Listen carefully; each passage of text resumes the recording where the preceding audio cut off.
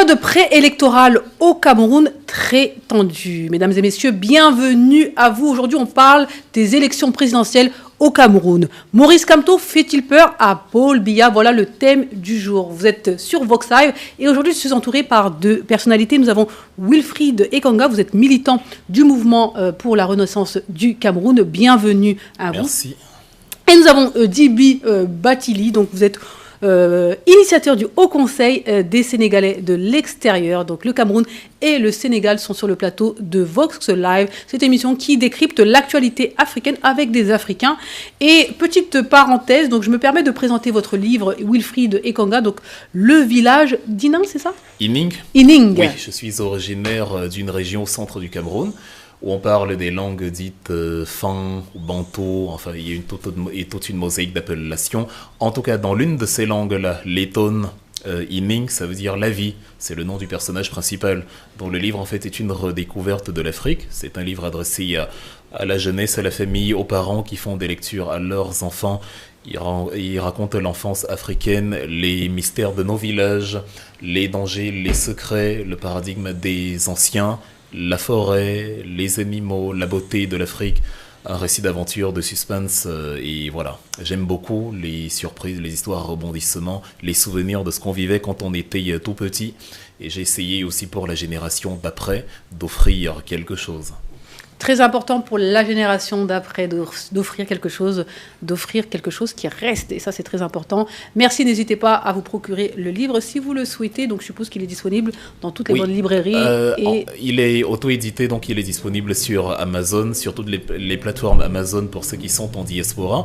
Il est disponible au Cameroun en version physique aux éditions Éclosion, c'est à Yaoundé. 6 au quartier Hippodrome, et il est disponible évidemment pour ceux qui aiment les dédicaces. Ils peuvent m'écrire sur ma page Facebook Wilfried Ekanga et demander un exemplaire dédicacé. Voilà, le message est passé. Mesdames et messieurs, vous êtes sur Vox Live, cette émission qui donne la parole à bien sûr, nos invités et bien sûr nos téléspectateurs. Alors, le thème du jour, je vous l'ai donné, mais avant, petite parenthèse, donc... Actualité, faits divers, coming out de la fille du président Paul Biya. On reste au Cameroun et oui, on ne s'y attendait pas. En tout cas, nous de l'extérieur, on ne s'y attendait pas. Alors, elle a informé le monde entier qu'elle était tout simplement homosexuelle. Donc, ça a fait énormément de bruit au Cameroun. Alors, Wilfried, en tant que Camerounais, je vais vous donner la parole. Donc, il faut quand même savoir que l'homosexualité est interdit au Cameroun.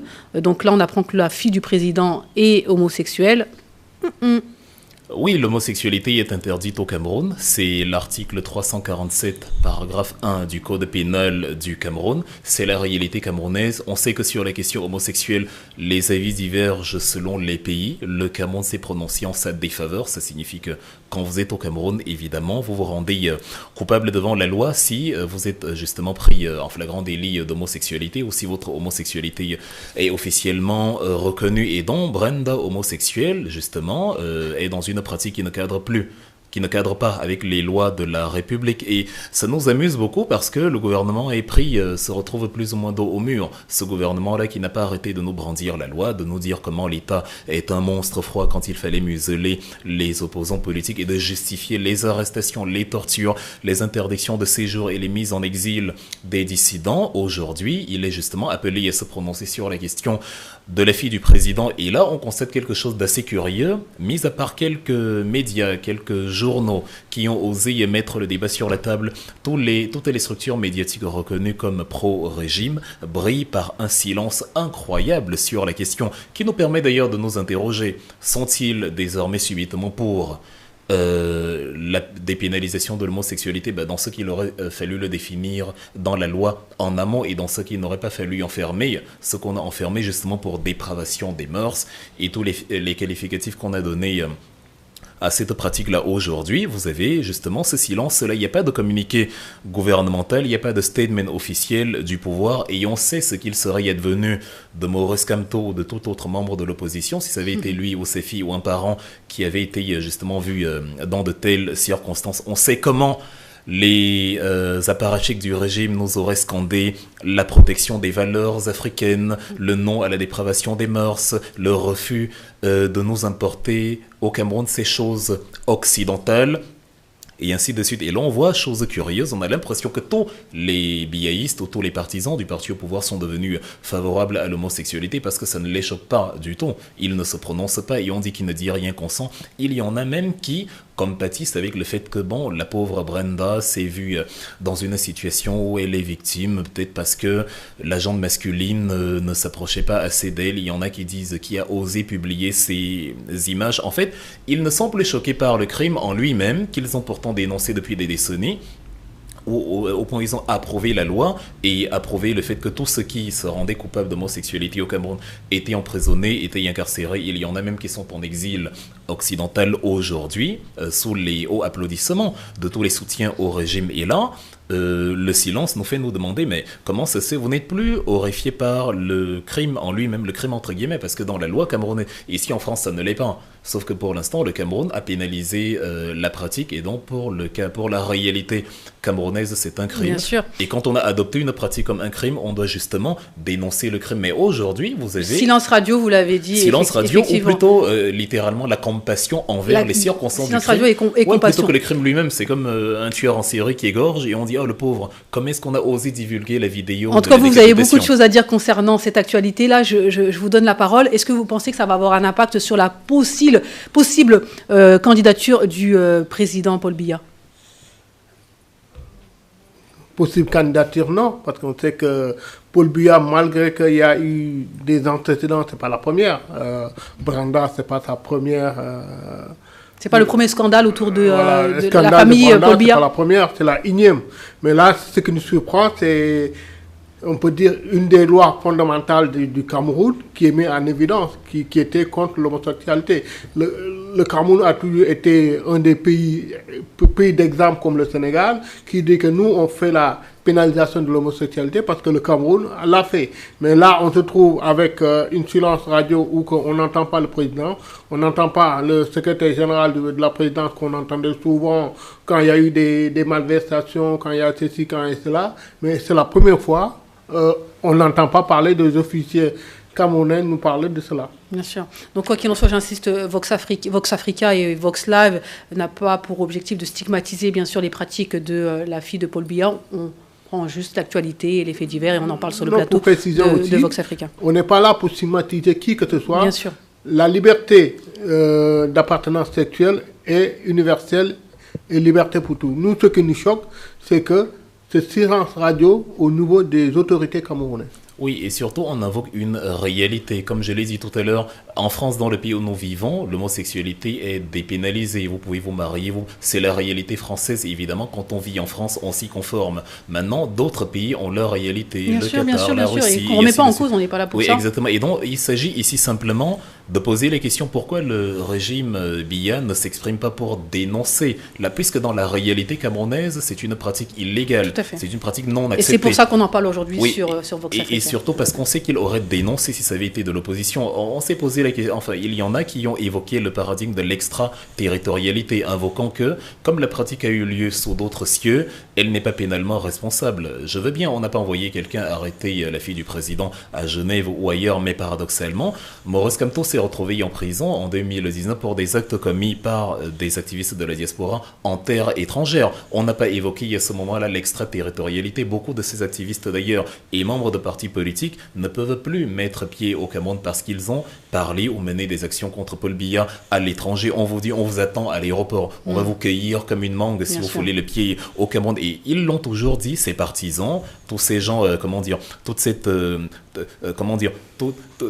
toutes ces, je vais utiliser un terme que j'utilise beaucoup dans le cas du ministre de l'administration territoriale, le terme du pitbull social, tous ces pitbulls, toute cette mode, donc on a affrété justement pour dire aux opposants, si vous mettez encore les pieds au Cameroun ici, on va vous faire la peau. Et là, à ce moment-là, on ne convoque pas l'extraterritorialité. On se souvient maintenant de la loi quand c'est la fille du président et c'est un paradigme qu'on n'accepte pas. Et donc on dit, puisqu'il ne s'agit justement pas de stigmatiser. S'ils sont soudain favorables à l'homosexualité, qu'ils dépénalisent ou qu'ils organisent un référendum pour voir si le peuple camerounais y est favorable, et comme ça on libère ce qu'on a arrêté, ce qu'on a justement muselé, ce qu'on a envoyé en exil pour ces pratiques. Mais s'ils continuent de soutenir que l'article 347 paragraphe 1 doit être maintenu, ben évidemment, il faut aussi qu'il soit établi à partir d'aujourd'hui que la fille du président n'a plus vocation à mettre pied au Cameroun, sinon elle doit se faire arrêter manu militari, comme ceux à qui on a promis l'arrestation immédiate s'ils arrivent au Cameroun pour des choses qu'ils ont commises hors du Cameroun. C'est une simple question de logique. Très bien, en tout cas on a bien compris. Merci beaucoup,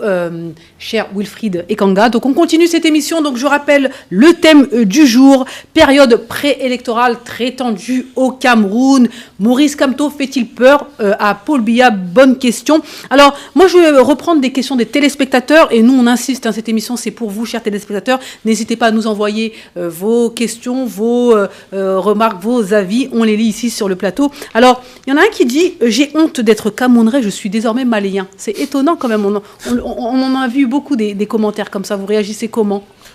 J'ai honte d'être Camerounais, je suis désormais malien. Oui, comme je l'ai dit tout à l'heure dans une conversation qu'on a eue hors plateau, Paul Biya, comment dire, Assimi Goïta partage peut-être certains défauts de Paul Biya, sauf que Assimi Goïta a des qualités que Paul Biya n'a pas. Alors à choisir, je donnerais tout pour être dans la situation du Mali, que pour être dans la situation du Cameroun actuellement. Je donnerais tout pour avoir un président comme Assimi Goïta plutôt qu'un président comme Paul Biya, parce que avec Assimi Goïta, on a des réalisations concrètes. Paul Biya a brillé par non seulement son incompétence économique sur 42 ans, mais aussi par le musellement de l'opposition. Il avait dit qu'il voudrait qu'on retienne de lui celui qui a ramené la démocratie au Cameroun. Or, et on va l'analyser aujourd'hui de long en large, il brille par un déni de démocratie absolue, par la captation des institutions de l'État à des fins privées pour empêcher les adversaires soit de candidater, soit de s'exprimer, même dans le jeu politique quotidien. Et maintenant, il brille par la pénalisation, pour embrayer sur le sujet de tout à l'heure, de certaines pratiques quand elles concernent l'opposition, et par l'omerta ou encore l'acceptation. On poursuit avec une autre question, une autre remarque d'un téléspectateur. Alors, on en a marre, le Cameroun appartient à tous les Camerounais. Oui, cela signifie qu'il n'y a pas un Camerounais qui doit dire à un autre Camerounais « tu ne peux pas venir au Cameroun » ou encore on a un problème à l'intérieur du pays, le volet du tribalisme, où le tribalisme, les différences ethniques qui devraient faire la richesse de la nation sont utilisées par le pouvoir pour empêcher certaines forces politiques de battre campagne dans certaines régions considérées comme le fief de la République. J'ai établi un parallèle entre le ministre de la propagande en Allemagne, Joseph Goebbels, un nazi jusqu'à la moelle des os, et le ministre de l'éducation de l'enseignement supérieur au Cameroun, aujourd'hui Jacques Famondongo, qui, comme Joseph Goebbels, théorise la stigmatisation de l'autre en applaudissant le fait que lorsque des membres de l'opposition voulaient par exemple battre campagne, le MRC, mon parti, dans la région du Sud, la région d'origine de Paul Biya, les barricades qui ont eu lieu avec encadrement de la police pour empêcher justement le parti d'entrer dans la ville, ces barricades ont été approuvées totalement par le ministre de l'Enseignement supérieur qui, plutôt que d'enseigner la vertu, opère de la même façon justement qu'on avait dans l'Allemagne nazie, avec un ministre de l'antisémitisme qui considérait que l'antisémitisme c'est l'éducation, dont Joseph Goebbels se désignait comme ministre de l'éducation. On a aussi chez nous ministre du tribalisme qui se désigne comme ministre de l'enseignement supérieur. Djibi Batili, quand vous entendez un Camerounais dire on en a marre, le Cameroun appartient à tous. Bon, là je le comprends un petit peu, parce que moi ce qui me surprend, c'est même au niveau des chefferies. Donc, si tu n'es pas du parti au pouvoir, on met en difficulté l'autorité que tu as au niveau de ta chefferie. Parce que récemment, il y a eu des élections au niveau des chefferies, parce qu'il y en a un qui était mort. On était mis en confrontation avec l'ancien président de la Fédération de foot camerounaise, Saïd, et son petit frère. Mais comme son petit frère sortait de l'administration camerounaise, il était plus docile, plus facile à manipuler qu'à être au niveau du chefferie. Donc, c'est-à-dire, on te pose des questions au niveau du Cameroun, de savoir il faut être Camerounais tout court ou il faut être Camerounais avec Paul Biya. C'est la question qu'on te pose. C'est la donc question que après peut-être on peut dire il faut relativiser le fait de dire il faut être Camerounais avec Paul Biya, mais on a l'impression que le Cameroun appartient à une seule famille et que la richesse du Cameroun n'est pas tellement visible sur l'international. Alors que le Cameroun a eu la chance d'avoir des immigrés les mieux intégrés aux États-Unis au Canada, en France, mais malheureusement, ils ont des difficultés de revenir au Cameroun pour investir. D'accord. Allez, troisième réaction et dernière réaction. Ils se battent tous pour le pouvoir, mais jamais pour le peuple. Biya, Komto, peu importe, à la fin, c'est toujours nous, le peuple, qui souffrons. C'est une affirmation vague, évidemment, or en ayant pleine science. Évidemment qu'ils se battent pour conquérir le pouvoir. Quand on dit se battre, c'est pas qu'ils se font la guerre physiquement, mais on veut bien considérer qu'on est sur le terrain politique où chacun présente une offre politique. La plupart des gens qui ont ce message n'ont pas lu le programme politique, absolument pas. Si vous lui posez la question, est-ce que, étant donné que nous avons énormément d'accidents de la circulation, on en a eu 3 totalement horribles sur la fameuse un tronçon qu'on appelle chez nous la falaise de Tchan, rien que pour le mois de juin. Or, dans le programme du MRC, il y a la description du mécanisme de réalisation des autoroutes qui nous font encore défaut aujourd'hui. Et voilà, le mécanisme de financement, le mécanisme de mise sur pied de l'infrastructure et de la contribution de l'État avec les partenaires privés, tout ça est décrit de long en large dans le volet sur l'économie et les finances. Mais les Camerounais, pour beaucoup, ne vont pas lire un programme qui est disponible en ligne pour tout le monde, sans le moindre effort vous le trouvez, mais ils vont placarder des affirmations selon lesquelles tout ce beau monde c'est la même chose. Non, Kamto a un programme politique, le MRC a un programme politique, ce qui fait que même sans Maurice Kamto, nous on va continuer à rechercher justement le pouvoir, parce qu'on a une idée de la gouvernance. Paul Biya, lui, il n'en a pas, et c'est parce qu'on n'a pas un programme politique qu'on va procéder par le musellement de l'opposition, puisqu'on veut le pouvoir pour le pouvoir. On n'a pas la capacité de convaincre par le contenu d'un projet, et donc, sachant que l'opposition, si elle peut dialoguer, si elle peut communiquer son offre politique aux populations, elle va les convaincre. On utilise donc les moyens de la République, l'armée, les autorités traditionnelles. Voilà, on crée des césures comme ce qui était présenté par notre frère du Sénégal, ou même au sein de la diaspora. Les Camerounais de l'extérieur qui s'expriment contre la dictature sont moins bien vus et, comment dire, subissent un certain level d'embûche que les Camerounais qui s'autoproclament patriotes sur la seule base de leur soutien envers Paul Biya, que eux ne subissent pas. Pourtant, dans le fond, on est tous dans la même enseigne parce qu'on subit tous le manque d'eau, le manque d'électricité, le manque d'infrastructures, mais vous êtes un peu plus à l'aise quand vous êtes biyaïste au Cameroun, vous permettez même certaines violations de loi, que quand vous êtes des camps opposés qui se font parfois arrêter pour n'avoir rien fait du tout. D'accord.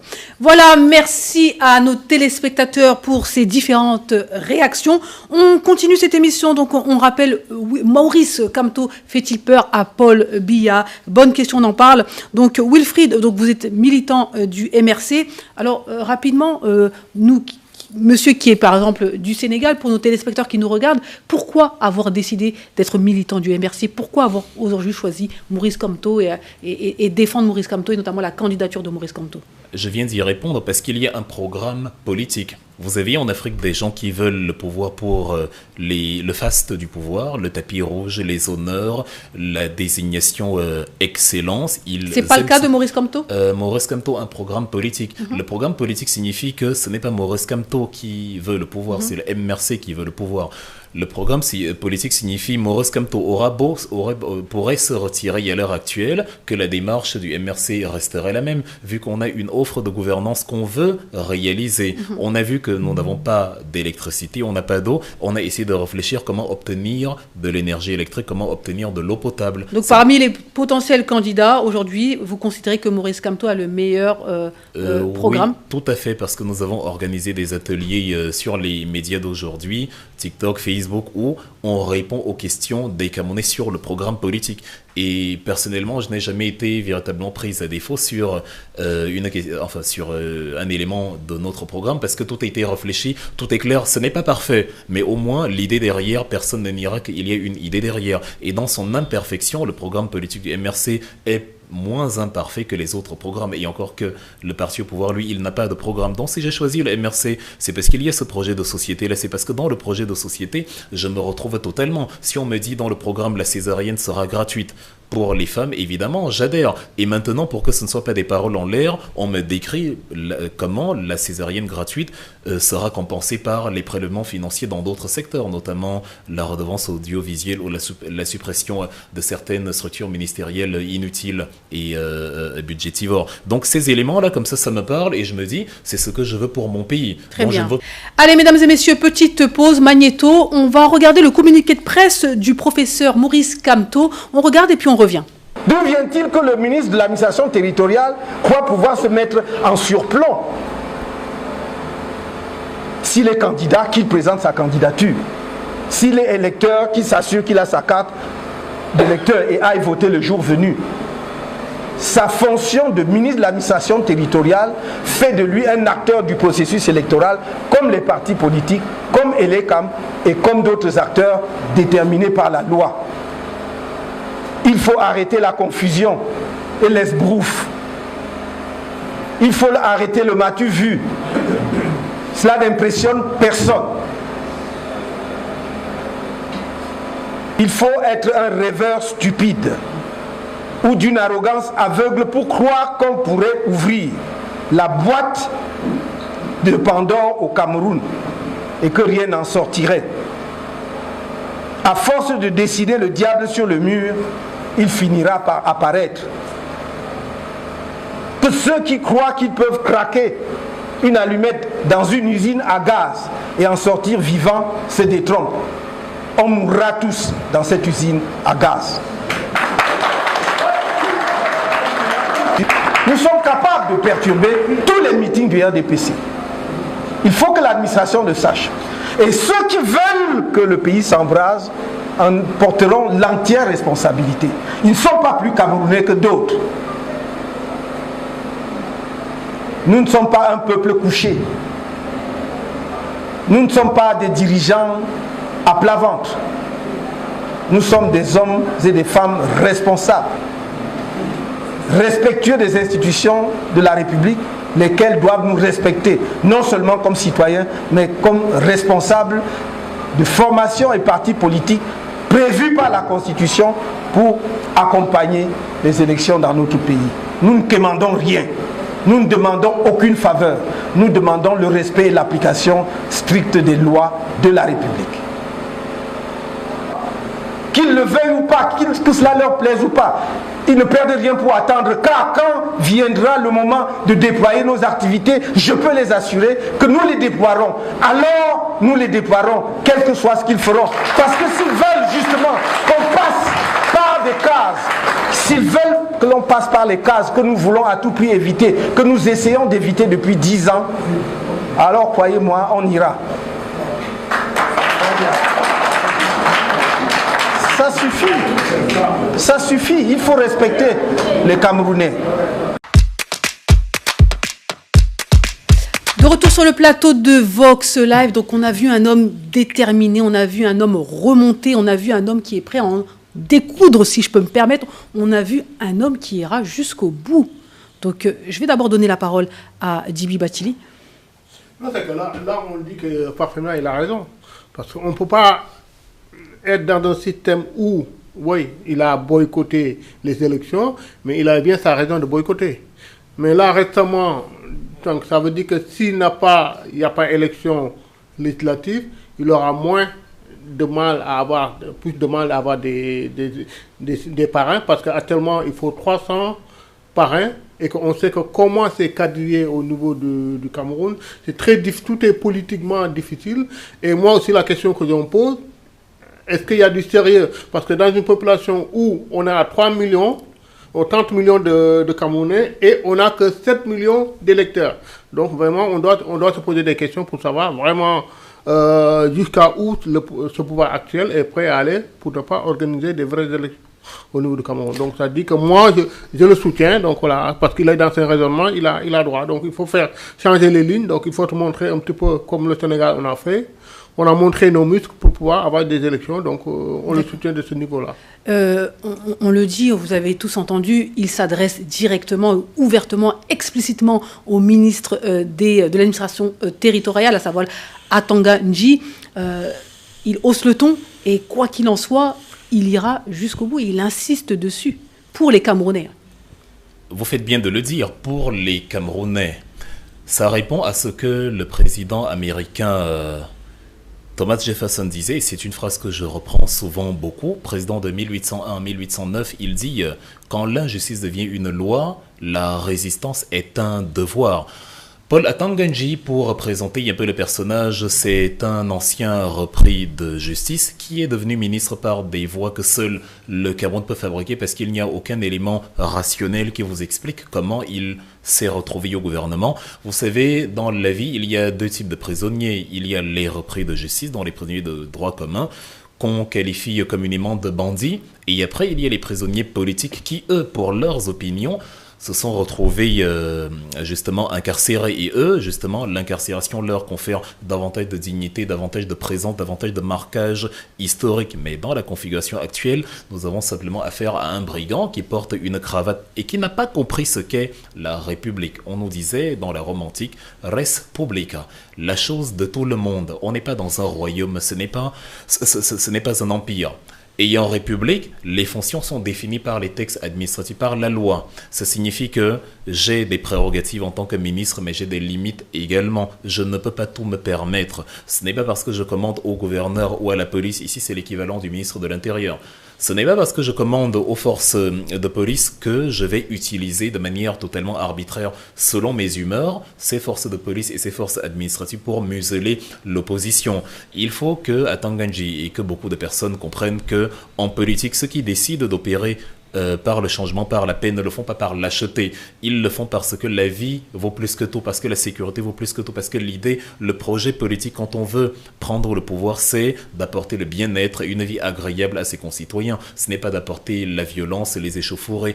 Mais la paix n'est réalisable que lorsque elle émane du concours de tous. La paix se fabrique, c'est une co-construction. Je ne peux pas te gifler tous les jours et considérer que si tu me réponds, c'est que tu ne veux pas la paix. La meilleure manière de créer la paix, c'est de ne pas te gifler non plus. Monsieur Atanga-Nji est en train d'outrepasser ses fonctions de ministre d'administration territoriale. Le ministre de l'Intérieur en France, Bruno Le Maire, était d'ailleurs aux élections,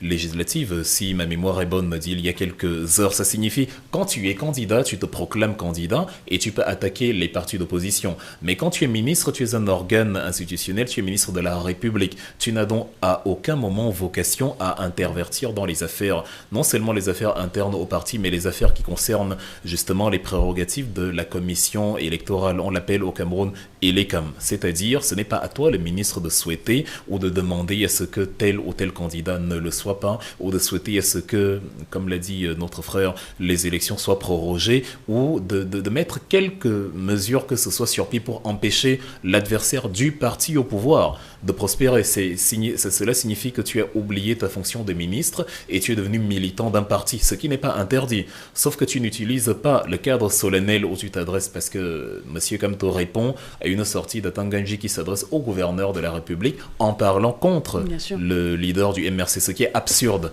et qui dénote justement d'un individu qui manque cruellement d'intelligence, comme je l'ai dit en amont.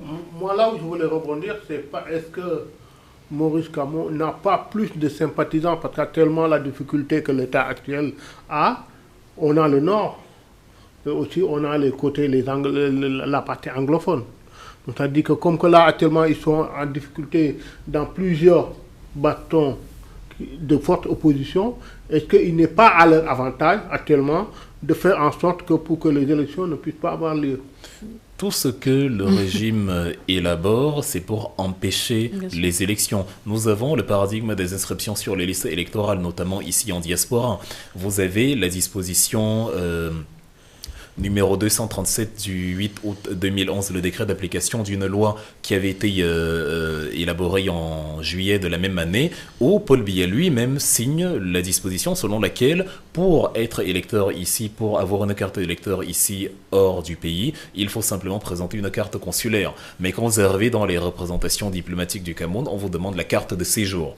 Parce qu'on part du principe que la diaspora étant essentiellement frondeuse, vu qu'elle a vu du mieux à l'extérieur, il vaudrait la même chose pour le Cameroun, et la même chose passe par l'éviction de Paul Biya. Évidemment, Paul Biya sait que la diaspora va voter contre lui ultra majoritairement. Il faut donc empêcher cette diaspora-là d'avoir même la possibilité de voter. Et ça passe par le musellement des conditions pour pour être électeur en violation justement des textes constitutionnels, des textes de la loi. Et ça obéit justement à la même logique pour les élections au Cameroun. Exactement. Après, mais néanmoins, le ministre est au pouvoir. Non, mais il faut dire les choses. Il est au pouvoir. Et aujourd'hui, il y a quand même un risque pour votre candidat de ne pas pouvoir participer aux élections présidentielles. En tout cas, aujourd'hui, s'il y a une probable prorogation, il n'y aura pas de possibilité, en tout cas, pour votre candidat de participer.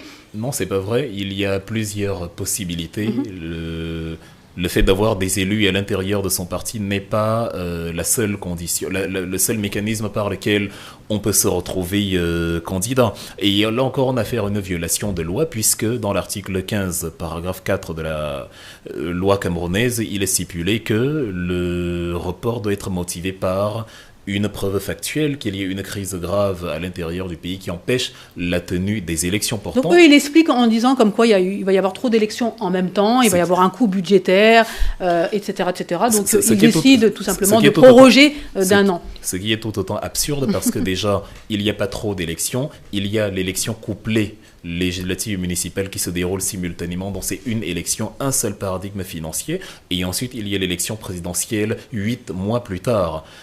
La quatrième élection n'en est pas vraiment une, c'est l'élection des conseillers régionaux qui, eux, sont élus par les 10 000 conseillers municipaux. De façon indirecte. Oui, par les 10 000 conseillers municipaux, c'est-à-dire de façon totalement expéditive. Donc il n'y a pas 4 élections, il y en a 2. Et d'ailleurs, le problème qui a été soulevé, entre autres, par le député qui forme aujourd'hui notre coalition, l'APC, l'Alliance pour le Changement, M. Jean-Michel Ninch, et l'argument auquel je souscris également, c'est que si vous reportez les élections à l'année 2026, en février, vous réduisez l'écart entre la présidentielle et la municipale de 4 mois.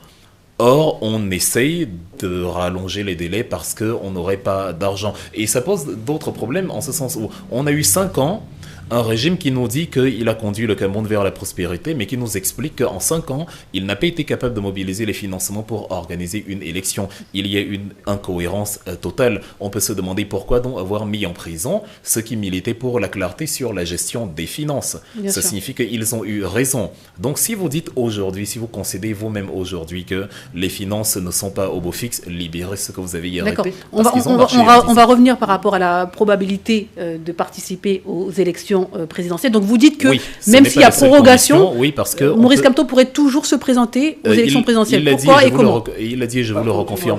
Là où je voulais aborder, il y a aussi les 300 parrains. Donc ça dit la loi camerounaise autorise les 300 parrains. Bien sûr, oui, mais on sait que ça sera difficile d'avoir les 300 parrains. C'est vrai que c'est difficile à avoir au niveau, vu le maillage politique, mais je dis que... Vous seriez très surpris que finalement ce ne serait pas si difficile que ça. Nous parlons de Maurice Kamto, pas du premier kidam de la place. Donc, c'est l'une des conditions, les parrainages. Vous avez aussi la possibilité que des membres d'autres partis politiques qui sont favorables à notre cause désertent leur parti et s'encartent à l'intérieur de notre formation politique. Actuellement, nous sommes par ailleurs membres d'une coalition que je viens de présenter. Il y a l'APC, l'Alliance pour le Changement, à l'intérieur de laquelle il y a des élus politiques qui peuvent justement, les coalitions sont formées sur la base de manière informelle, sur la base de la légitimité des partis existants. Moi, j'ai cette habitude-là pour avoir vécu de longues années en Allemagne, où justement les coalitions sont littéralement la norme.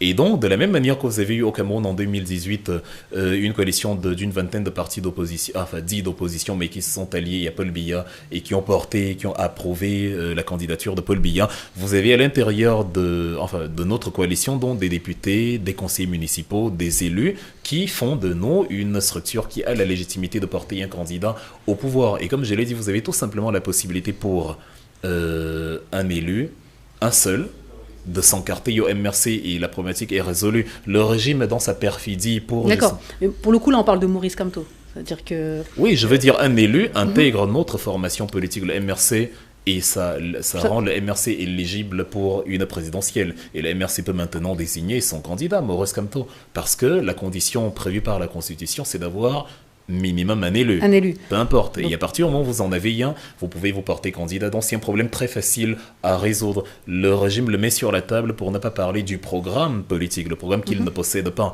pour endoctriner les Camerounais à l'idée selon laquelle Maurice Kamto ne peut pas se porter candidat. Pourtant, on voit bien tout ce qu'il met sur pied pour museler le MRC. En tout cas, là, ce que vous nous dites, c'est qu'il y a plusieurs possibilités pour avoir cette candidature tant attendue. Oui, ce que je dis, c'est qu'à l'heure actuelle, le MRC, si les élections étaient organisées dans 3 minutes, le MRC porterait Maurice Kamto comme candidat à la présidentielle. Il remplit absolument toutes les cases. Regardez, et j'invite les Camerounais à le faire, si le régime était convaincu que le MRC ne pourrait pas se présenter, il ne mènerait aucune action de musellement, puisque de toute façon c'est perdu d'avance. Mais le régime prouve lui-même par ses actes que bien sûr que oui, on va se présenter, sinon il ne le ferait pas. Mais pour empêcher le débat sur le contenu, le débat sur le programme politique, pour empêcher de répondre à la question sur le plan économique, sur le plan par exemple du droit des femmes, sur le plan de la société, de l'assainissement, de l'appareil médical, qu'est-ce que vous avez prévu? Parce que le MRC parle de toutes ces thématiques, évidemment, ayant un programme inexistant, il faut remplir le vide avec autre chose. Et comme on est en perfidie politique absolue, ça passe par l'endoctrinement des populations par des sujets qui absolument ne sont pas factuels. C'est intéressant qu'on ne dit pas souvent, mais qui est proprement au parti au pouvoir. Parce que n'oublions pas que depuis de 2020 à 2022, Paul Biya avait demandé la refondation de son parti. Et aussi, la difficulté qui s'est arrivée, les ténors n'étaient pas prêts à laisser la place aux jeunes. Donc, les jeunes étaient amenés par son fils, qui était là, Pascal, qui voulait un petit peu du changement, et qu'il y avait le président du Sénat, et il y avait aussi le président de l'Assemblée nationale, le président du Sénat, il est là depuis 2013. Le président de l'Assemblée nationale, il est là depuis 96. Donc, vous imaginez des personnes qui sont là depuis, etc. Donc, ils ne sont pas encore prêts de laisser la place. Mais imaginez, est-ce que Paul Biya, actuellement, il est en mesure de tenir compte de cela? Est-ce que ça ne va pas être contre-productif, le fait d'aller en élection, d'avoir à l'intérieur des conflits de refondation, de renouvellement des instances de son parti? Ça aussi, c'est des questions que les gens peut-être peuvent dire que ça va permettre à Paul Biya, une fois que je repousse les séances, parce que aussi, il y a certaines personnes qui sont au niveau du parti au pouvoir qui veulent aussi présenter leur candidat. La preuve, il y a certains qui ont été emprisonnés parce qu'ils ont été trop ambitieux de pouvoir prendre la place de Paul Biya. Donc ça aussi, c'est des éléments qu'il faut tenir compte. Oui, et ça prouve d'ailleurs justement qu'on est en pleine violation de la loi, parce que la Constitution prévoit le cadre de la prorogation. La Constitution ne dit pas, parce que tu as le pouvoir de proroger les mandats, tu peux le faire comme ça. Mais malheureusement, on est dans cette situation-là. Mais c'est ça qui conduit à un discours comme celui de Maurice Kamto, où il dit, à force de jouer avec des choses qui ne vous appartiennent pas, mais qui appartiennent au peuple camerounais, le peuple camerounais usera de tous les moyens pour récupérer ce qui lui appartient.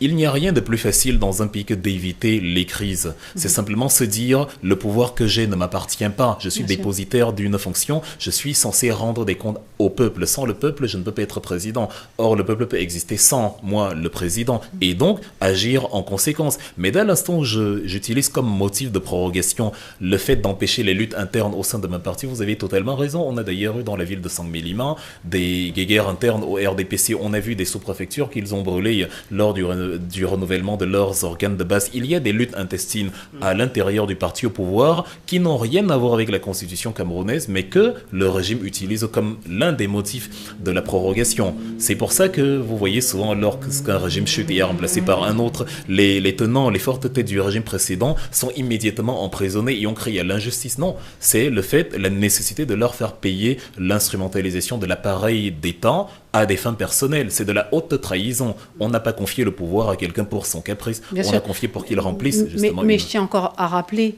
ça fait 42 ans que Paul Biya est au pouvoir.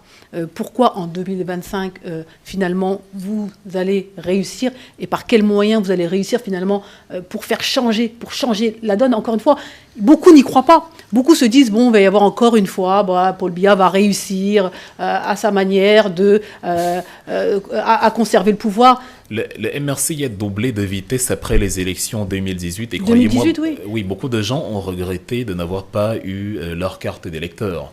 parce qu'ils n'y croyaient pas. Mais on leur a montré lors de la campagne notre force de frappe, notre capacité d'action par l'argumentaire, par le programme politique, par l'honnêteté argumentative, et à partir de là, ils se sont dit, aux prochaines échéances, non, on marche avec le MRC. Et aujourd'hui, comment on va y arriver? Je vous l'ai dit tout à l'heure. Bien sûr, vous l'avez dit, mais 2020, il y avait des échéances électorales. Vous n'y avez pas participé. Est-ce que finalement, c'est pas quelque chose que vous regrettez? Non, pas du tout, pas du tout. J'étais l'un des principaux éléments qui conseillait vivement à Maurice Kamto de ne pas participer à ces élections parce que le pouvoir utilisait une fois encore l'appareil d'État pour empêcher de battre campagne. Et c'est quelque chose dont on parle peu. Vous imaginez ici en France, lors des élections européennes, Marine Le Pen veut se rendre en Corrèze, dans le fief de François Hollande. Elle veut présenter le projet politique du Rassemblement national. Et Emmanuel Macron décide, parce qu'il n'aime pas le Rassemblement national, d'empêcher Marine Le Pen d'aller battre campagne là-bas. C'est anticonstitutionnel, c'est illégal. Encore une fois, on parle du Cameroun. Oui, et je suis en train de dire pourquoi nous n'y sommes pas allés. On ne va pas accepter les assassinats, les viols, parce qu'on est au Cameroun et que ça doit devenir la norme. Il y a aussi l'élément aussi qu'on oublie. Actuellement, le pouvoir fait en sorte que les jeunes Camerounais qui sont en mesure de s'inscrire sur les listes électorales, de tout faire pour les retarder. Oui, c'est ce que j'évoquais tout à l'heure, parce que le régime a compris par quels moyens nous allons justement le battre. Nous avons réussi, vous avez demandé depuis 42 ans, il est là, nous on n'était pas là il y a 42 ans. Le MRC était créé en 2018. Oui, le MRC était créé en 2012, il a pris le temps de grandir. Les Camerounais, ce n'est pas facile de réveiller justement un peuple vaillant mais endormi par 42 ans d'incurie.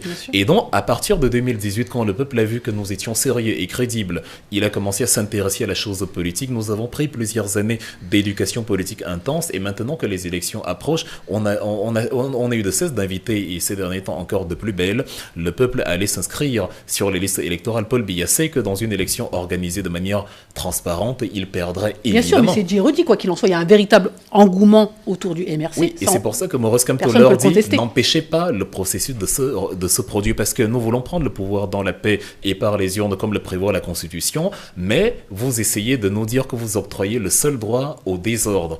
Or, le désordre est collectif. Il l'a dit tout à l'heure, nous pouvons tout autant perturber les campagnes du RDPC que le RDPC perturbe les nôtres. Ceux qui décident de ne pas faire du désordre, c'est par leur volonté propre, c'est pas parce qu'ils en sont incapables. Et c'est un rappel à cet individu dépourvu d'intelligence de Paul Atanganji que le musellement et toutes les opérations illégales et barbares dont tu te fais l'acteur principal, tout le monde peut les commettre, mais c'est le pays qui sortirait perdant. Donc, dans l'intérêt de tous, il faut respecter les textes constitutionnels et fonder sa politique sur la base d'un projet de société qu'on présente aux populations. Si on est convaincant, ils voteront pour vous. Bien sûr, bien sûr.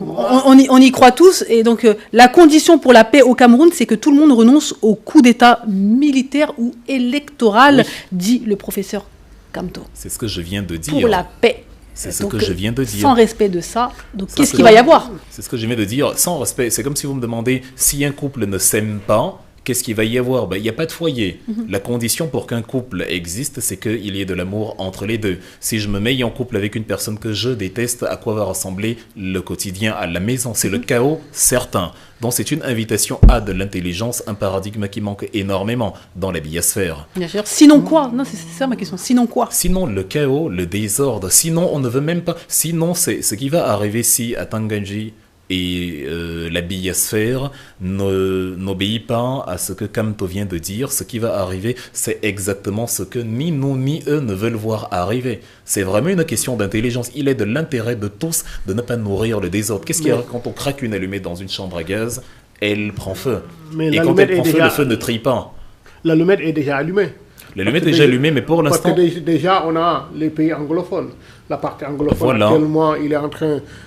Parce qu'ils ont des gouverneurs militaires, ils n'ont même pas des gouverneurs civils, ils ont des gouverneurs militaires, et c'est des lois martiales qui existent là-bas. Et la question qu'on te pose là actuellement au niveau de la jeunesse camerounaise, la majeure partie des jeunes qui ont rejoint le parti au pouvoir sont davantage, c'est eux qu'on utilise comme instrumentalisation à brimer l'opposition. Donc c'est pour là, déjà on te pose la question...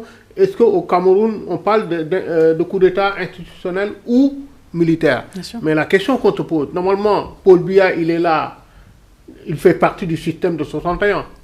On a eu 61, on a eu 72 avec quand ils ont enlevé la fédération Oui. du Cameroun, en le mettant, toi disant, une république unique, en 82, on nous a fait vendre une république 84. centraliste.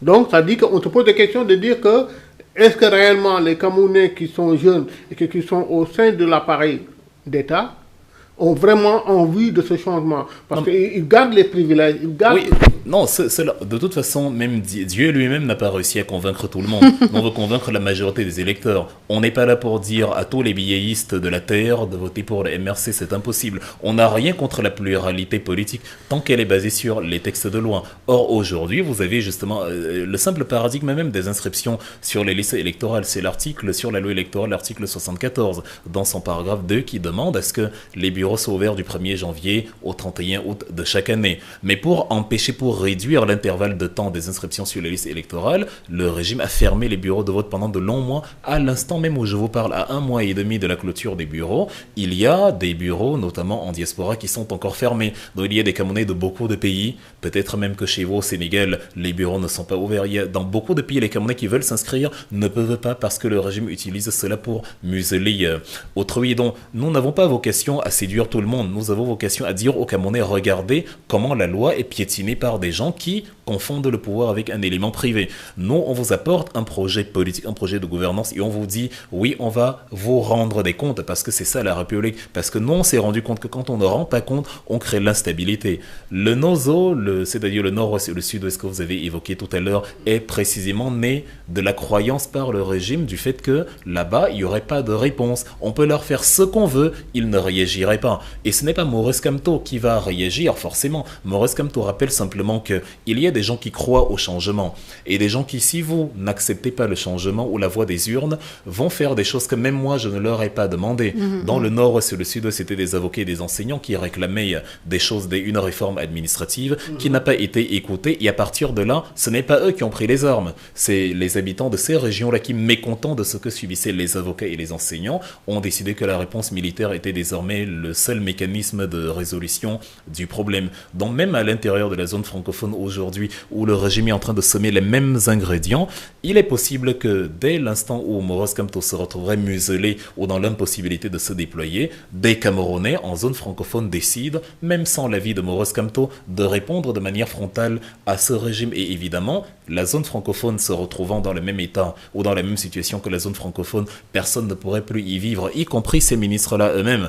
Et donc, Maurice Kamto invite une fois encore à de l'intelligence. L'intelligence est répandue. Dans l'intérêt de tous, et même en parlant de diaspora. Donc, il y a le député Nunche qui l'a dit lors de sa rencontre avec la diaspora camerounaise ici en France. Maurice Kamto se présente où il n'y aura pas d'élection. Et oui, ça, vous insistez dessus. Et oui, on voit la diaspora camerounaise qui est très mobilisée en Occident, en Europe notamment. Oui, parce qu'il en a le droit. Imaginez, vous êtes en France, supposons, vous êtes française de nationalité, vous avez le droit de vote. Et on vous dit, vous arrivez dans un bureau de vote, on vous dit, vous ne votez pas. Vous essayez de demander pourquoi, et le policier vous dit, vous ne votez pas parce que j'ai décidé que vous ne votiez pas. Vous avez tous les droits du monde de le pousser, de dire, mais fous-moi la paix, j'ai le droit parce qu'il empêche votre droit. En empêchant votre droit, il exerce une violence qui entraîne la légitimation d'une réponse à cette violence-là. Et pour empêcher donc que les citoyens bousculent la police vient simplement encadrer les votes et ne va pas au-dessus de son rôle en empêchant les votes. Je prends cet exemple-là pour illustrer un peu ce qui se passe au Cameroun. Maurice Kamto a le droit de se présenter. La Constitution le lui permet, les candidatures que nous possédons à l'intérieur, que ce soit du MRC, enfin les élus que nous possédons, que ce soit à l'intérieur du MRC ou à l'intérieur de la coalition, le lui permettent. Le régime a déjà opéré par la prorogation des mandats. Nous nous en préoccupons peu, à vrai dire. Mais même s'il y arrive, on a d'autres alternatives. Mais s'il s'obstine à boucher toutes les alternatives pour nous empêcher d'avoir un candidat, évidemment, nous allons empêcher l'élection de se tenir. C'est ce que Maurice Kamto veut faire comprendre. Parce qu'une violation de loi légitime une autre violation. Le seul domaine, je prends l'exemple de quelqu'un qui se fait cambrioler chez lui, le seul domaine où vous pouvez, je sais pas, tirer sur quelqu'un sans qu'on ne vous fasse un procès ou qu'on ne vous enferme, c'est s'il a cambriolé dans votre maison et a tenté de vous tirer dessus. Dans le registre pénal, on appelle ça la légitime défense. On ne dira pas que vous aviez assassiné quelqu'un, on dira vous vous êtes défendu. Donc en politique, évidemment, le seul domaine où un parti politique a le droit de contester un paradigme électoral, c'est quand il est bafoué dans ses droits et qu'on l'a empêché d'exercer ce que la Constitution l'autorisait à faire. J'ai un petit problème avec Maurice, que j'aimerais bien que vous m'éclairez. Il était ministre jusqu'en 2012. Il était ministre jusqu'en 2012. Jusqu'en 2011. Ministre de 2004 à 2011. De la Justice. Mais qu'est-ce qui s'est arrivé pour qu'il se retrouve à une opposition frontale? Donc ça dit qu'on a vu la majeure partie des gens qui ont été accusés de malversation, qui ont été accusés de corruption ou qui ont été accusés, qui ont été limogés injustement et qu'ils pensent qui.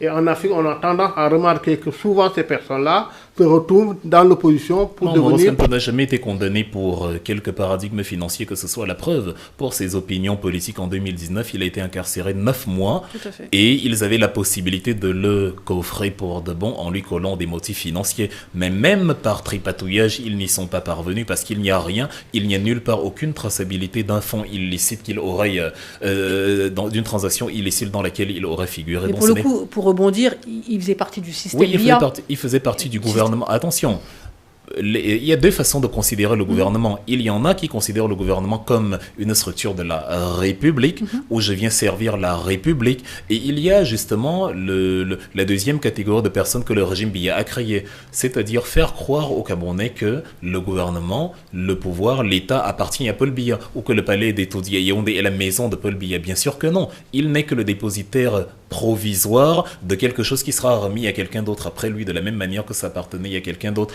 avant lui. Quand Maurice Kamto entre au gouvernement, c'est pour servir le Cameroun. On est presque à la sortie d'une affaire sur les contentieux territoriaux entre le Cameroun et le Nigeria, l'affaire Bakassi. C'est presque une récompense que Maurice Kamto récolte en intégrant le gouvernement pour avoir résolu la problématique de Bakassi auprès de la Cour internationale de justice sans la moindre effusion de sang, ce qui est compliqué par les temps qui courent. Et donc, il y arrive et il peut être resté pour deux raisons. La première, pour observer comment ça se passe à l'intérieur de l'appareil gouvernemental et pour le moment où il créerait son parti politique, créer un parti politique en ayant déjà une idée claire de comment ça se passe à l'intérieur. La deuxième, peut-être par naïveté politique, de se dire je peux changer ce système de l'intérieur. Mais finalement, il démissionne sans que personne ne l'y ait contraint.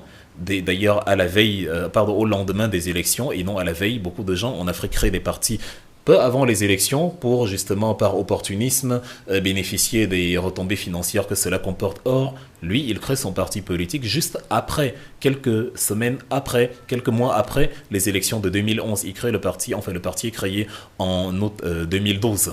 Donc, il se donne 6 ans jusqu'à la présidentielle prochaine pour peaufiner un programme, établir une assise, faire un maillage territorial, convaincre les Camerounais de son programme politique jusqu'en 2018 où on aboutit à la dite élection. Bien sûr. Wilfried Ekanga, les Camerounais peuvent avoir peur parce qu'aujourd'hui, quand on voit les prises de parole, que ce soit du Minad, que ce soit de Maurice et d'autres, on se dit mince, vers quoi allons-nous tendre? Vers le chaos? Et donc on sait très bien que c'est souvent le peuple qui en pâtit le plus. Et donc on peut avoir peur. Est-ce que pour éviter ces bains de sang, éventuellement, Maurice Kamto pourrait éventuellement se mettre à côté et dire non, je me retire?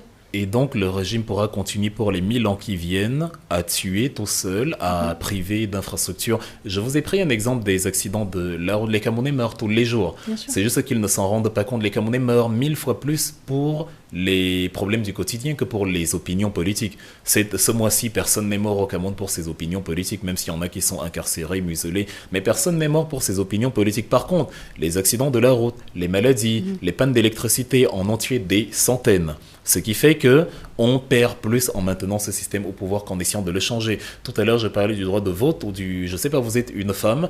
À une époque où les femmes ne pouvaient pas voter, il y a eu des gens qui justement n'ont pas accepté que le système perdure et qui se sont battus. Et nous avons la responsabilité, comme l'a dit Frantz Fanon dans Les Damnés de la Terre, d'accomplir cette mission-là que nous venons de découvrir. Sinon, nous l'avons trahi et c'est une trahison envers ceux qui se sont battus avant nous pour que nous ayons les droits dont nous jouissons aujourd'hui. La question que vous avez posée s'adresse tout autant à Paul Atanganji. Est-ce qu'il ne pourrait pas faire profil bas puisque c'est lui qui est en train de violer la loi? Vous imaginez, il y a un agresseur dans la rue. Plutôt que de dire à l'agresseur de ne pas poursuivre ses exactions, on dit plutôt à la victime de ne pas sortir alors qu'elle a le droit de sortir. On est en plein jour, Bien sûr. elle a le droit de sortir, d'aller se balader, et on lui dit, bon, pour ne pas te faire agresser, est-ce que tu peux renoncer à ton droit, de manière définitive d'ailleurs, c'est-à-dire accepter que si tu sors, tu te fais agresser, est-ce que tu peux décider de ne plus sortir et de t'enfermer? Ce n'est pas possible, sinon le combat d'Ernest Ouangé, Félix Moumié pour l'indépendance véritable, le combat pour les droits des femmes, pour le droit des Noirs, pour les libertés des handicapés. Donc c'est un combat qu'il faut mener jusqu'au bout, et beaucoup l'ont dit, c'est-à-dire que le peuple camerounais doit prendre ses responsabilités, et ça, beaucoup ont insisté dessus. Évidemment. Mais a-t-il conscience, le peuple camerounais a-t-il conscience que le pouvoir lui appartient? Nous sommes en train justement d'y travailler. Le MRC ne menace personne, le MRC dit simplement à ceux qui menacent le MRC, dont le peuple, que ces menaces-là retomberont sur nous tous. Donc si vous, du pouvoir, aimez le peuple camerounais comme vous le prétendez, vous allez renoncer à vos manœuvres. C'est d'un élémentaire total.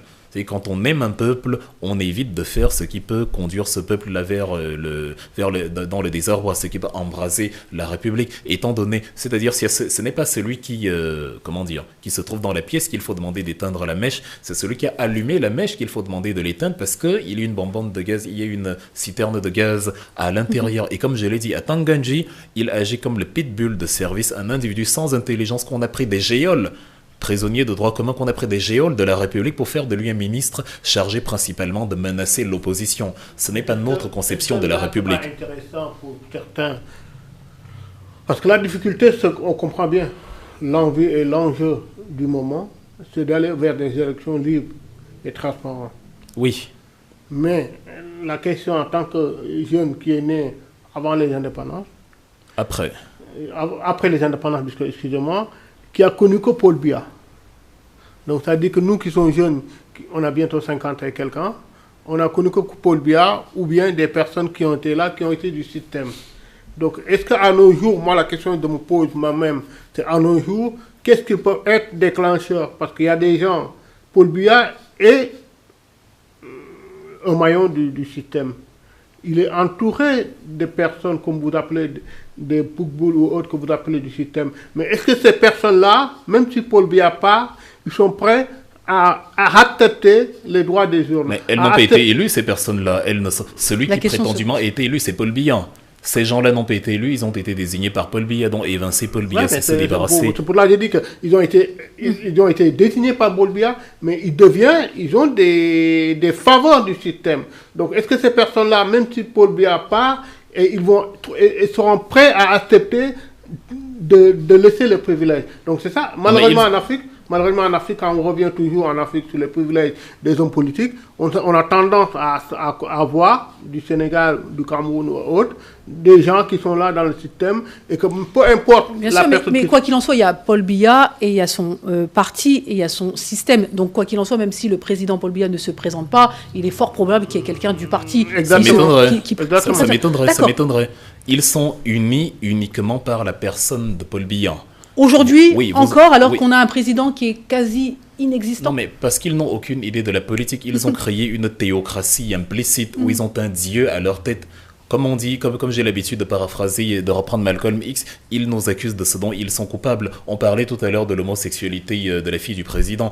Pour nous discréditer, en 2018, on a collé des accusations homosexuelles à tous les membres de l'opposition, à Maurice Kamto, à ses enfants. Or, la réalité montre qui sont les homosexuels. De la même manière, pour justement empêcher, pour cacher le fait qu'ils ont à leur tête un gourou, un demi-urge qui se sont fabriqués parce qu'ils ont oublié qu'on est en République, ils ont l'habitude de désigner le leader du MRC comme un gourou, alors que nous, on a un programme politique. Eux, ils sont unifiés par Paul Biya. Vous enlevez Paul Biya et vous retrouvez à la haute échelle les guerres internes qu'on évoquait tout à l'heure à la petite échelle des élections locales, dont le RDPC, le parti au pouvoir actuellement, n'a aucune chance de tenir en dehors de Paul Biya. C'est pour ça que même à l'état de sarcophage, ils sont prêts à le maintenir au pouvoir. Vous imaginez, il a 92 ans. Il est né le 13 février 1933. Ça veut dire qu'à la fin du mandat, il aura 99 ans. Lequel d'entre nous s'imagine un homme de 99 ans à la tête de 30 millions d'individus? Même dans votre maison, vous n'accepteriez pas. Donc il semble qu'il y en ait qui l'imaginent, en tout cas, à 99 ans. Ce n'est pas qu'ils l'imaginent, c'est qu'ils savent qu'il est la garantie pour eux de rester, de profiter des privilèges. Donc, même à l'état de squelette, même à l'état de relique, s'il faut le maintenir il imagine encore au pouvoir, malheureusement. Évidemment, et là, ça dénote d'un dérèglement mental total. Parce que tout esprit rationnel sait qu'à 99 ans, on n'est plus apte de faire quoi que ce soit. On le voit avec Joe Biden qui a moins de 99 ans, qui a environ 10 ans de moins que Paul Biya. Alors imaginez Paul Biya avec 10 ans de plus, c'est-à-dire 20 ans de plus que le Joe Biden actuel.